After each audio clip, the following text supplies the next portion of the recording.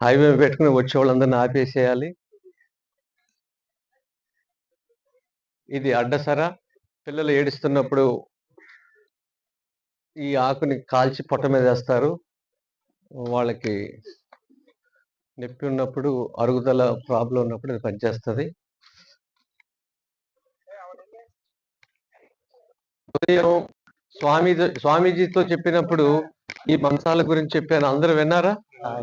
ఇంక ఇక్కడ ఆగక్కర్లేదుగా. రైట్. పడుకుంటే కూడా బ్రహ్మాండంగా ఉంటుంది. మంచి కళ్ళు వస్తాయి. అదే చెప్పమ్మా.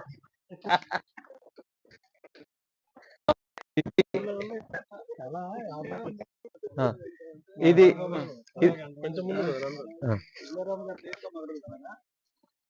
ఏంటి 30 years అప్పుడు మమ్మల్ని పిలిచి మీరు అలాంటివి చెప్తే మాకు కలర్ కానీ వయసులు ఉండే అని చెప్తున్నారు.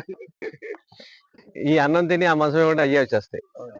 దీంట్లో ఒక 7 మంది వెళ్ళండి. ఒక 10 సంవత్సరాల కింద మా ఇళ్ళ కాడ ఏముండేదండి. ఒక 7 లోపలికి చెప్పులు ఇస్తే రైతులు అనమాట. చెప్పులు ఇస్తున్న రైతులు. అంటే మీకు నేల తెలుసుద్ది. 3, 4, 5 వెళ్ళండి. బూట్లు ఉన్నాయి. 6 బూట్లు. దీంట్లోకి వెళ్ళండి. దీంట్లో ఒక 7 వెళ్ళండి. దీంట్లో ఒక 7 అందరూ ఒక చోట ఉంటే మీకు వినపడదని అలా మారుస్తాం అనమాట. ఆ పక్క దాంట్లో ఒక 7. మీకు కుడి ఎడమ ఉన్నవి. మీకు తూర్పు వైపు నుంచి ఉంటే కుడి వైపు ఎడవైపు ఉన్నవి అన్ని బెడ్ల మీద ఉన్నది. ఏమేమి ఉన్నాయో మీకు చెప్తాను. అవతలకి వెళ్ళండి. ఇంకో 7.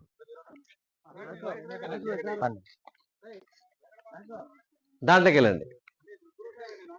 వెళ్ళండి. పర్వాలేదు, వెళ్ళండి. చెప్పులు లేకపోతే వెళ్ళండి. చూడండి, ఏం పర్వాలేదు, కండిషన్ ఏం లేదు.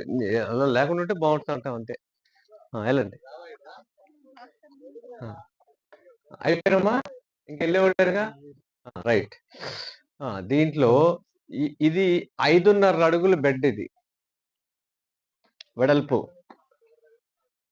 లోతు అడుగున్నర. ఈ కాలవ, ఈ మట్టిని తీసి కుడికి ఎడమకి మార్చుకుంటూ వెళ్ళాం. ఈ కాలువ గట్టంట కింద భాగంలో చామగడ్డ ఉంది, చూసారా? చామగడ్డ. దానిపైన అడుగుకి పసుపు ఉంది. పసుపు కుడి ఎడమ 2 వైపులు పెట్టాం. బెడ్కి మధ్యలో అరటి ఉంది, బొప్పాయి ఉంది, అల్లం ఉంది, కరివేపాకు ఉంది, మునగుంది, తీగ జాతులు ఉన్నాయి. ఇలా